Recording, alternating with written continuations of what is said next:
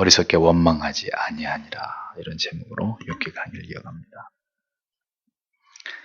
사단이 여호와 앞에서 물러가니라. 이렇게 12절의 마지막이 기록이 되어 있습니다. 음흉한 웃음을 흘리면서 하나님 앞에서 물러나고 있을 사탄을 생각하면 소름이 끼칩니다. 그렇게 이제 욥에게 고난의 폭풍이 시작되고 있었던 것을 우리는 성경 속에서 보게 되죠. 그렇게 사탄에게 욥을 내어주신 하나님의 마음이 어떠하셨을까요? 그리고 그 시각, 앞으로 일어날 일들을 까맣게 모르고 있을 욥을 한번 생각해 보십시오. 인생에 닥치는 고난이라고 하는 것은 그렇게 어느 날 아무런 준비가 되어 있지 않은 가운데, 뭐 예고편도 없이 그렇게 어느 날 폭풍처럼 몰려오는 것입니다. 뭔가 대비가 되고 준비가 되어 있다면 다행이지만 아무것도 알지 못하고 준비되어 있지 않은 가운데 고난의 폭풍이 몰려오는 거죠. 간헐적으로 이따금씩 그리고 또 이렇게 순서대로 하나씩 그렇게 고난이 몰려오는 게 아니라 동시다발적으로 그렇게 몰려오는 것이 바로 고난의 특징입니다. 하나님의 제가를 받은 사탄은 이제 욥의 모든 것을 빼앗고 파괴해 나가기 시작합니다. 그것이 바로 13절에서 15절의 내용이죠. 아들과 딸들이 맏형의 집에서 포도주를 마시는 날에 사자가 갑자기 욥에게 찾아옵니다. 그리고 말하죠. 황소들이 밭을 갈고 나귀들이 그 곁에서 풀을 뜯고 있는 아주 평화로운 그런 상황에 갑자기 스바 족속들이 공격을 해왔다. 그리고 그것을 다 빼앗아 갔다. 그게 다가 아니고 그 소떼들과 나귀들을 지키고 있던 종들까지 다 죽여버렸다. 나만 살아남아가지고 주인에게 와서 지금 이것을 고하고 있다. 이런 얘기를 합니다. 4절에 보면 1장 4절에 보면 욥의 아들들은 생일이 되면 어떻게 해요? 각각 자기 집으로 누이들을 초대해서 잔치를 벌였었다는 것을 알 수 있잖아요. 이로 미루어 볼 때 아마도 맏형의 집에서 모였으니까 그날이 맏형의 생일이 아니었나 추측할 수 있습니다. 그날 그 집에 욥의 모든 자녀들이 모여서 잔치를 하고 있었다는 얘기죠. 그런데 그날 그렇게 그날 맏형의 집에 모여서 욥의 아들들이 딸들이 잔치를 벌이고 있던 그날에 모든 재앙이 시작됐다는 거예요. 그 첫 번째 재앙은 욥의 소와 암나귀들이 고요하게 들판에서 평화롭게 풀을 뜯고 있었는데 스바 족속이 순식간에 기습 공격을 해서 500마리의 소떼, 500마리의 나귀들, 욥의 소유인 이것들을 다 빼앗아 갔다. 뿐만 아니라 욥의 종들까지 그 자리에서 칼로 죽임을 당하게 되는 이런 일이 벌어졌다고 욥이 보고를 듣습니다. 스바 족속은 오늘날 에티오피아로 알려진 남아라비아인들을 가리킵니다. 그들이 욥의 모든 소와 나귀들을 약탈해 가면서 욥의 종들까지 모두 도륙을 했고 살아남은 딱 한 사람이 지금 욥에게 와서 이 사실을 보고하고 있었다는 겁니다. 보십시오. 하나님께 허락을 받은 사탄은 악한 자들을 움직여서 이렇게 우리에게 큰 피해를 입힐 수 있는 존재라는 것을 우리가 이 말씀을 통해 깨닫게 되죠. 우리가 가진 재산에 큰 손해를 가져오게 되는 그런 일 또한 사탄이 마귀가 얼마든지 행할 수 있는 능력이라는 걸 보여줍니다. 하나님께서도 물론 하나님의 뜻을 이루시기 위해서 우리에게 그 같은 일을 행하실 수 있지만 때로는 우리에게 일어나는 모든 불행이 사탄에 의해서 일어나는 일들일 수 있다는 거죠. 물론 그 일조차도 사탄이 단독적으로 할 수 있는 것은 아니고 하나님의 허락하심이 있어야 가능한 일이라는 겁니다. 이 스바 족속들이 욥의 소들과 나귀들을 훔쳐가고 종들을 죽였습니다. 욥은 벼랑간 이 일로 인해서 상당히 충격을 받았을 것입니다. 그런데 그게 끝이 아닙니다. 충격이 채 가시기도 전에 이렇게 보고를 하고 있는데 또 다른 종이 뛰어들어오는 거예요. 16절에 이 사람이 말하고 있는 동안에 그리고 이 사람이 왔다. 그리고 그가 말했다. 하나님의 불이 하늘로부터 떨어졌습니다. 그리고 그것이 양과 종들을 태웠습니다. 그리고 그것이 그들을 소멸했습니다. 그리고 나만 오직 홀로 당신께 알리기 위하여 도망했습니다. 이렇게 보고를 하고 있습니다. 자, 첫 번째 보고는 소와 나귀를 스바 사람들이 약탈해 가면서 종들을 죽였다는 내용이었고, 두 번째 보고는 욥의 재산 중에 양떼들 그리고 양을 치던 종들이 하늘에서 불이 내려와가지고 그들을 다 태워버렸다는 거예요. 욥이 양떼를 몇 마리 가지고 있었죠? 저 앞전에 나오죠. 7,000마리입니다. 이 7,000마리의 양떼가 하늘에서 불이 내려와가지고 순식간에 통구이를 만들어버렸다는 거예요. 숫덩이가 돼버린 거예요. 앞에서는 스밧 사람에 의해서 재산을 빼앗긴 일이 있었고, 지금은 하늘에서 내려온 불에 의해서 모든 양떼들과 종들이 다 죽는 일이 벌어졌습니다. 자, 이를 보고 한 자는 그 엄청난 무시무시한 그 어떤 그 광경을 보고 그걸 뭐라고 표현했어요? 하나님의 불이다 라고 말했습니다. 뭐 그렇게 표현할 수밖에 없었겠죠. 그런 일이 쉽게 일어나는 일이에요. 절대로 일어날 수 없는 초자연적인 일이 일어난 거잖아요. 하늘에서 불이 내려와서 7,000명의 양을 순식간에 다 태워버렸다. 그러니까 사람들에 의해서 빼앗긴 것은 그렇다고 치고 하늘에서 불이 내려와가지고 양떼와 욥의 종들을 다 불태워버렸다. 이건 어떤 일입니까? 심상치 않은 일입니다. 이건 재앙인 거예요. 아니, 사람들이 뺏어가는 거, 훔쳐가는 건 그럴 수 있는 거 얼마든지.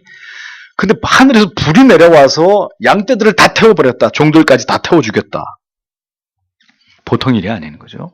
충격은 더 커지는 겁니다. 사탄의 위력을 보십시오. 하나님께 허락받은 사탄이 할 수 있는 일은 하늘에서 불을 내려가지고 수천 마리의 양떼와 사람들을 순식간에 불태워버리는 그런 능력을 행합니다. 첫 번째와 달리 이 두 번째 재앙은 욥의 마음을 흔들어 놓을 수 있는 심각한 재앙이었습니다. 그 이유는 이러한 재앙은 하나님이 행하시는 것으로밖에 보이지 않는 그런 이적이기 때문이죠. 사탄의 수법을 보십시오.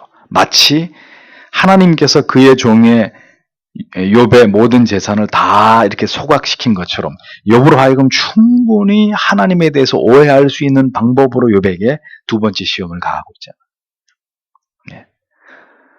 첫 번째는 사람이 뺏어갔으니까 욥이 생각할 때 그럴 수 있다. 두 번째는 하늘에서 불이 내려왔습니다. 그럼 하나님이 나에게 왜? 무엇 때문에? 그렇게 생각할 수 있는 여지가 있는 시험이었다는 겁니다. 사탄이 우리를 시험하고 넘어뜨리고자 할 때 얼마나 가공할 힘으로 그리고 고도의 계략과 전략을 가지고 우리에게 다가오는지 우리는 이 말씀을 통해서 그것을 분명하게 깨달아야 합니다. 어떤 시험은 정말 하나님이 나한테 그렇게 하는 것처럼 여겨지는 그런 시험도 있다는 거죠. 하나님이 날 버리시나? 하나님이 나한테 지금 저주를 내리시는 건가? 이렇게 충분히 오해하게 하는, 그러나 그것은 사탄의 시험이라는 거예요. 17절을 보면 이 사람이 또 이 말을 하고 있는 동안에 그리고 또 다른 종이 들어옵니다. 이 사람이 왔다. 그리고 그가 말했다. 갈대아 족속들이 새 무리들로 배치했습니다. 그리고 그들이 낙타들에게 돌진했습니다. 그리고 그들이 그것들을 취했습니다. 그리고 그들이 종들을 칼날로 쳐 죽였습니다. 나만 오직 나홀로 당신께 알리기 위하여 도망했습니다. 자, 다시 이번에는 사람에 의한 손실로 또 바뀝니다. 이번에는 갈대아 족속이 세 무리로 나뉘어가지고 기습적으로 약탈을 벌였는데 욥의 3,000마리나 되는 낙타들이 모두 그들에 의해서 탈취를 당합니다. 그리고 그들도 역시 욥의 종들을 칼로 다 죽였습니다. 물건을 빼앗는 걸로 그치지 않고 종들을, 사람을 죽이는 행위는 그들이 얼마나 잔인하고 포악하고 악한 자들인지를 보여주는 증거이죠. 보십시오. 하루아침에 그것도 이 아주 줄지어서 그냥 순식간에 동방의 제일 부자였던 욥의 재산이 이렇게 하루아침에 다 약탈당하고 소멸되고 있었습니다. 사탄의 첫 번째 시험은 욥의 모든 재산을, 그 소유물을 다 거두어가는 것이었다는 거죠. 소유물을 빼앗기는 것은 사람으로 하여금 견딜 수 없는 분노를 갖게 만드는 일입니다. 차라리 전염병으로 내 키우던 가축들이 떼죽음을 당했다 그러면 그게 차라리 나은 거예요. 누군가가 내 재산을 몰수히 빼앗아갔다는 것은 극도의 분노를 일으킬 수 있는 그런 문제잖아요. 지금 사람들이, 국민들이 왜 지금의 상황에 대해서 이렇게 공분하고 있습니까?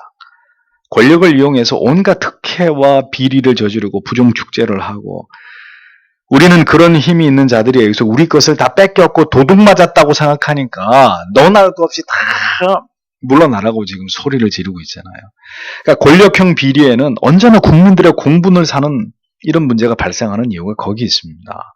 자기들만 잘 먹고 잘 살기 위해서 나라 돈을, 우리가 낸 세금을 도둑질하고, 서민들은 생각할 수 없는 온갖 특혜를 다 누렸기 때문에 사람들이 화가 나는 거예요. 사람들은 자기들의 것을 뺏겼다고 생각할 때 참을 수 없는 분노를 느낍니다. 사탄이 뭘 노린 거예요, 욥에게? 그걸 노린 거예요. 화나지, 열받지, 화내. 하나님을 욕하고 그리고 가서 그놈들 다서 쳐 죽여. 욥의 분노를 자극하는 것입니다. 끓어오르는 분노. 그런데 욥은 잠잠하고 아무런 반응을 보이지 않습니다. 사탄의 다음 시험은 눈에 넣어도 아프지 않을 사랑하는 그 자녀들의 죽음이었습니다. 18절에서 19절. 이 사람이 말하고 있는 동안 그리고 이 사람이 왔다. 그리고 그가 말했다. 당신의 아들들과 당신의 딸들이 그들의 맏형의 집에서 포도주를 마시고 있었습니다. 그런데 보소서 광야의 건너편으로부터 큰 바람이 왔습니다. 그리고 그것이 집에 내 모퉁이를 쳤습니다. 그리고 그것이 그 젊은이들 위에 무너졌습니다. 그들이 죽었습니다. 그리고 나만 오직 나 홀로 당신께 알리기 위해서 도망했습니다. 맏형의 집에서 장남의 집에서 욥의 자녀들이 모두 모여서 즐겁게 잔치를 벌이고 있었습니다. 그런데 갑자기 광야 저편에서 큰 바람이 불어오더니 그 바람이 집에 내 모퉁이를 그 바람이 후려치면서 그 바람에 그 집이 무너지면서 욥의 자녀들 모두 압살을 당하게 됐다는 비보를 욥은 접하게 됩니다. 생일이 지나면 혹 그들이 하나님께 마음으로라도 범죄했을까 해서 자네들의 영혼을 그들의 경건을 위해서 누구보다도 열심을 냈던 그렇게 철저하게 하나님 앞에 양육하려고 했던 욥이었습니다. 욥의 자녀들이 세상에서 방치됐고 온갖 죄를 일삼는 그런 자식들이었습니까? 욥은 그런 자식들을 내깔고 두고 죄를 짓든 말든 엘리 제사장과 그 아들 홈리와 비느하스처럼 그런 류의 사람들이 아니었습니다. 욥과 그의 자식들은. 그런데 그런 욥의 자녀들이 그렇게 욥이 특별하게 구별되고 경건하게 특심으로 그렇게 하나님 앞에서 그들이 죄를 멀리하면서 하나님을 섬기게 하기 위해서 그렇게 애를 쓰면서 키웠던 욥의 자식들이 지금 그렇게 하루아침에 다 죽었단 말이에요. 근데 그들이 죽은 원인은 갑자기 불어온 강력한 바람에 의해서였다는 거죠. 예. 하늘에서 내린 불, 그리고 갑자기 불어온 태풍. 바람이 얼마나 강했길래 집에 내 모퉁이를 바람이 후려치면서 집을 무너뜨릴 수 있습니까? 이게 가능한 일입니까? 뭐 허리케인 같은 강력한 태풍이면 모르겠죠. 이것 또한 범상치 않은 초자연적인 바람이었다는 거죠. 사탄은 마지막으로 욥의 자녀들이 도무지 상식적으로 이해할 수 없는 방법으로 죽임을 당하게 함으로 결국 욥에게서 강력한 하나님에 대한 불신과 의심과 원망을 이제 그 마음으로부터 이끌어내려고 했던 것입니다. 하나님은 뭐 했대? 욥아, 하나님이 그 바람이 불어올 때 그 바람을 하나님이 다 이렇게 막아줘서 네 아들 딸들을 다 살렸어야지. 네가 그렇게 경외하는 하나님이 하나님이 주무셨나? 욥아, 하나님이 뭐 하셨다냐? 가축들에서 그 다음에 종들 그리고 마지막으로 자녀들까지 사탄은 욥에게서 철저하게 모든 것을 빼앗아가고 있었습니다. 자식을 잃은 부모의 심정, 이 세상에서 자녀를 잃은 슬픔보다 더 큰 슬픔이 뭐가 있을까요? 부모님이 돌아가신 것보다 자녀가 죽은 게 더 슬프잖아요. 부모님은 죽으면 땅에 묻고 자식은 죽으면 어디다 묻는다고요? 부모의 가슴에다 묻는다, 이런 말이 있잖아요. 그 자녀들도 이렇게 순서대로 존 오웬처럼 2년마다 3년마다 한 명씩 이렇게 죽은 게 아니라 존 오웬 자식들처럼 순서대로 하나씩 잃은 게 아니라 한시에 한 장소에서 단 한 명도 살아남지 못하고 다 죽은 거예요. 그러니까 이게 얼마나 큰 슬픔이에요. 자기의 존재의 의미와 목적이 완전히 무너지면서 견딜 수 없는 그야말로 그런 슬픔과 고통이 욥에게 엄습했다는 걸 알 수 있는 거예요.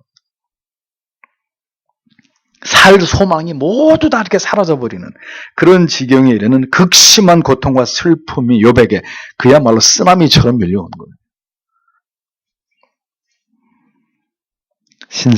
신자의 신앙은 바로 그 순간에 이르기까지 견딜 수 있는 것이어야 한다는 거죠.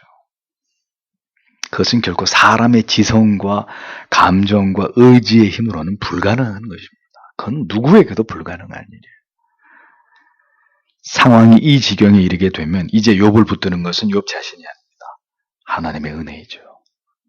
욥이 지금까지 경험했던 하나님, 욥이 지금까지 알고 있었던 하나님에 대한 모든 지식과 하나님에 대한 경험이 이제부터는 그를 붙드는, 그러니까 맨정신으로는 자기를 지키지 못해요. 자기의 정신을 지금 지키지 못해요. 오늘에 있기까지 욥이 경험했던 하나님, 그의 믿음, 그 하나님에 대한 지식, 그 총체적인 오늘까지 그가 하나님을 믿어왔던 모든 믿음이 이제부터 욥을 지탱하게 하는 원동력이 되는 것입니다. 그것이 없으면 그는 붕괴되는 거예요. 절대로 그 믿음의 자리를 지키지 못하게 되고 마는 것입니다. 그래서 여러분들에게 자주 말씀드리죠. 가장 위대한 믿음은, 하나님께 붙들린 믿음은 이렇게 고요하고 평화로울 때 드러나지 않는다니까요.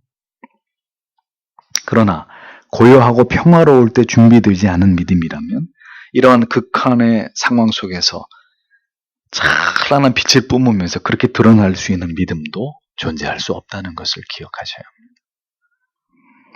합니다. 욥의 반응을 보십시오. 성경에 나오는 수많은 믿음의 사람 가운데서도 가장 위대한 믿음의 고백을, 거의 아브라함과 동급에 이르는 수준의 동질의 믿음을 우리는 여기서 욥의 모습 속에서 대면하게 됩니다. 20절과 21절. 그리고 욥이 일어났다. 그리고 그가 그의 겉옷을 찢었다. 그리고 그가 그의 머리를 깎았다. 그리고 그가 땅에 엎드렸다. 그리고 그가 절했다. 그리고 그가 말했다. 내가 벌거벗은 채 나의 어머니의 배로부터 왔다.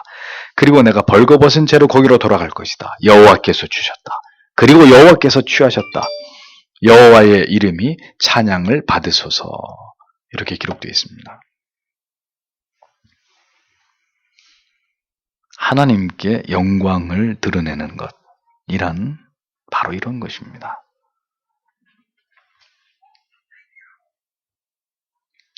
모두가 무너지게 되는 상황에서 무너지지 않는 것. 하늘이 무너지는 슬픔과 치솟아 오르는 불꽃 같은 강렬한 분노도 모두 이렇게 잠재우고 인생의 본래의 자리에서 지존자를 바라보면서 그의 주권과 섭리에 순응하는 모습. 이 세상에서 가장 아름답고 숭고한 모습은 죄인이 그 지으신 창조주를 바라보면서 당신은 언제나 내게 있어서 오르신 분입니다. 라고 고백하는 모습입니다. 당신은 한 번도 내게 틀린 적이 없으셨던 분입니다. 라고 고백할 수 있는 것. 욥이 일어났습니다. 욥이 일어났다 그랬죠. 욥은 지금 일어날 수 없는 상황이었습니다. 여러분 같으면 일어날 수 있겠습니까? 거의 실신을 하고 졸도를 했을 겁니다. 보통 사람 같은 경우에는 절대로 정신을 놔버리는 이런 상황이 되는 거지, 욥이 일어날 수 있는 상황이 아니었습니다. 그런데 욥은 일어났습니다. 하나님을 견고하게 신뢰하고 있었기 때문이죠. 신자는 도무지 일어날 수 없는 상황에서 일어서는 사람입니다. 자기가 쓰러지도록, 무너지도록 그렇게 방치하는 사람이 아니라 절대로 일어날 수 없는 상황, 정신, 육체의 상황이지만 꿋꿋이 하나님을 바라보고 일어서는 사람, 그렇게 일어설 힘을 주시는 하나님을 의지하고 일어나는 사람들이 신자란 말이에요. 다음은 옷을 찢었습니다. 이것은 극심한 비탄과 슬픔을 표현하는 유대인들의 관습입니다. 자기의 마음이 이 찢어진 옷처럼 이렇게 다 찢기워지고 자기는 지금 죽은 자와 같은 상황이 됐다는 걸 보여주는 상징적인 행위죠. 욥은 이렇게 자기에게 찾아온 모든 일들을 정직하게 대면하고 있습니다. 자기의 생애 속에서 가장 슬프고 고통스러운 날이 자기에게 지금 찾아왔다는 걸 인식하고 받아들이고 있는 거예요. 사람들이 뜻밖의 불행을 겪게 되면 첫째는 어떻게 해요? 원망하게 되고, 그 다음엔 부정하게 돼요. 이거는 현실이 아니야. 이건 꿈이야. 이거는. 그리고 분노하게 되고, 그 다음 어떻게 해요? 단념하게 되고, 그 다음에 이제 좌절하게 되는 거예요. 이런 이제 감정의 변화를 보인다고 하잖아요. 욥은 그런 게 어디 있어요? 옷을 찢으면서 나에게 내 인생에서 가장 고통스러운 날이 지금 나한테 찾아왔다. 정직하게 받아들이고 있었습니다. 그 다음에 어떻게 했습니까? 땅에 엎드려서 경배했습니다. 그는 지금 슬픔을 하나님께 토로하면서 하나님을 원망하는 것이 아니라 그 슬픔과 고통 속에서도 그는 하나님을 경배해야 할 하나님의 자녀로서의 본분을 잃지 않고 있는 이런 모습을 우리에게 보여줍니다. 어떤 경우에도 하나님은 경배받으시기에 합당한 분이라는 것을 욥의 이 같은 행위 속에서 욥은 그것을 증명해내고 있었습니다. 하나님을 경배한다는 것은 이 모든 것 또한 나에게 선하심이라는 것을 인정하는 욥의 신앙의 극치를 보여주는 표현입니다. 원망이나 분노가 아니라 하나님을 경배했다. 하나님은 반드시 옳으신 분이다. 하나님은 반드시 선하시다라는 것을 인정하는 욥의 신앙의 고백이 하나님께 그렇게 하나님을 향한 경배로 드러나고 원망과 불평과 분노가 아니라 하나님을 향한 경배로 드러나고 있었습니다. 하나님이 그렇게 하셨다면 그렇게 하신 이유가 있을 것이다. 거기에 토를 달지 않는. 그가 그렇게 할 수 있었던 것은 다음의 고백에서 나오는 그의 하나님의 주권에 대한 믿음과 인생의 궁극의 의미를 통찰하고 있었던 그의 지식의 깨달음에서 비롯됐다는 것을 우리는 알 수 있습니다. 보십시오. 인간은 벌거벗은 몸으로 어머니의 태로부터 나와서 다시 벌거벗은 몸으로 우리의 기원으로 돌아가게 된다는 것을 욥은 이미 알고 있었던 거죠. 그것이 인생이라는 것을, 인생의 시작과 끝이 그렇게 허무한 것이라는 것을 하나님의 사람 욥은 간파하고 있었습니다. 이미 깨닫고 있었습니다.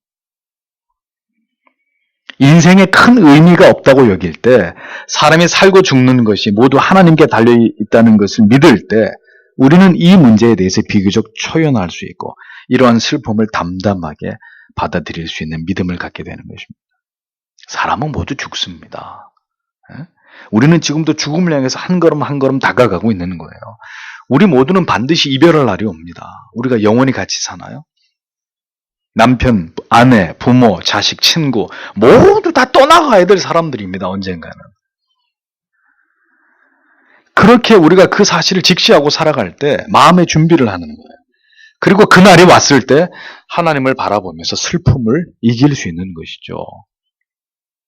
이제 그만 돌아가셔야 될 시간이 오신 거로구나. 그래서 보내드리는 거예요. 그 다음은 이제는 내가 떠나야 될 시간이 왔구나.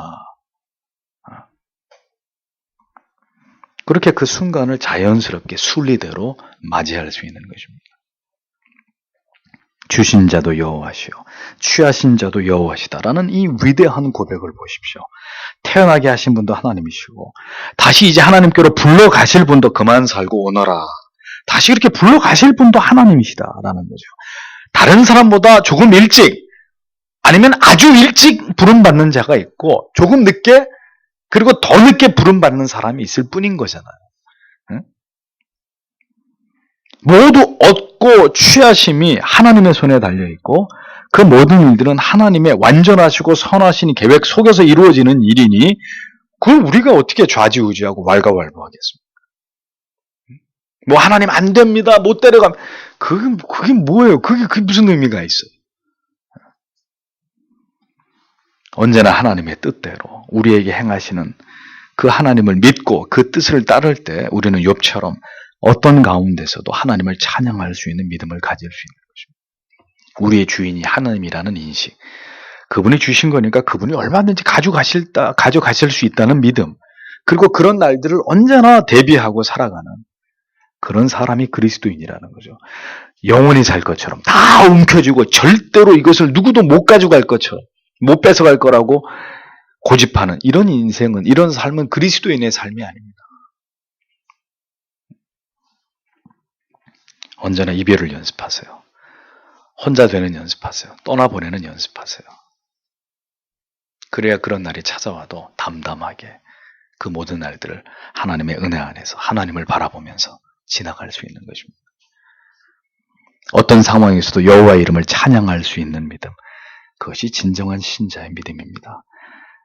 다시 살려주시고 원하는 거 이루어주시고 합격하게 해주시고 길을 열어주시고 그럴 때는 감사하죠.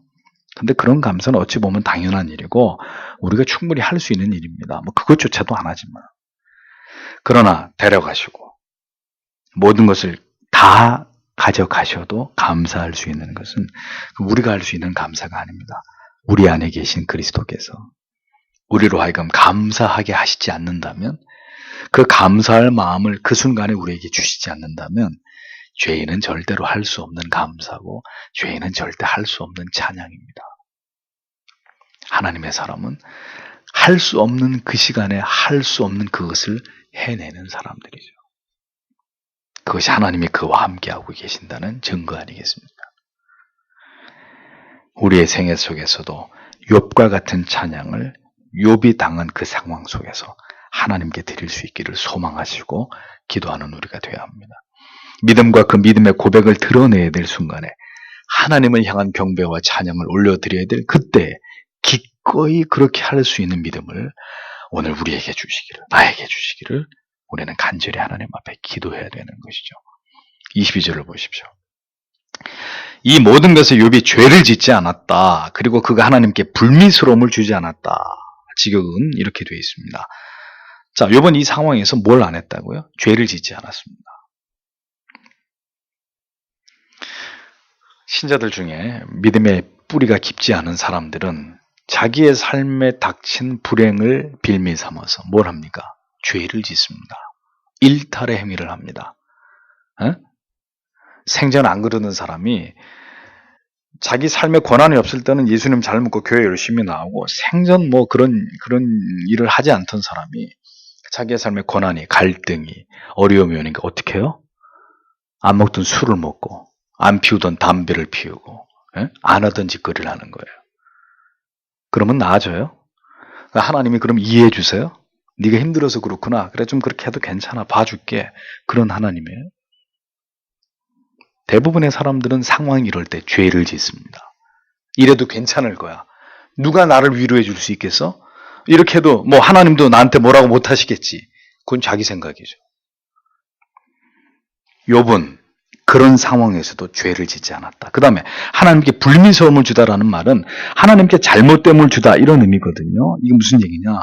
재앙에 대한 책임을 하나님께 돌리지 않는다 이런 말이니까 한글 성경에 하나님을 원망하지 않았다 그런 의미가 맞는 거죠. 사탄은 욥이 하나님을 경외하는 이유가 하나님께서 욥에게 모든 걸 다 주셨기 때문 아니냐고. 다 하나님이 채워줬기 때문에 저놈의 욥이 하나님을 경외하는 거지 달리 그렇게 하는 거겠냐고. 이렇게 얘기했습니다.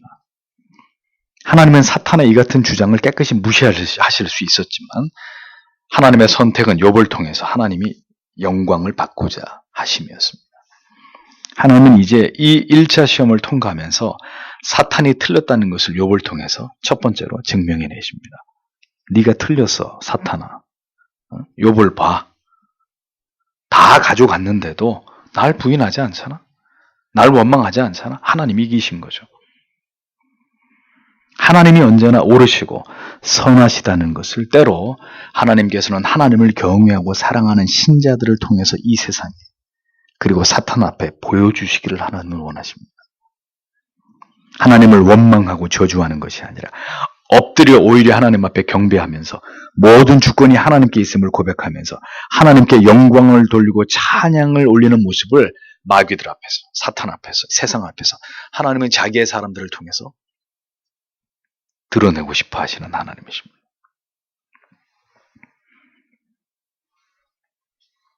모두 그렇게 할 것이라고.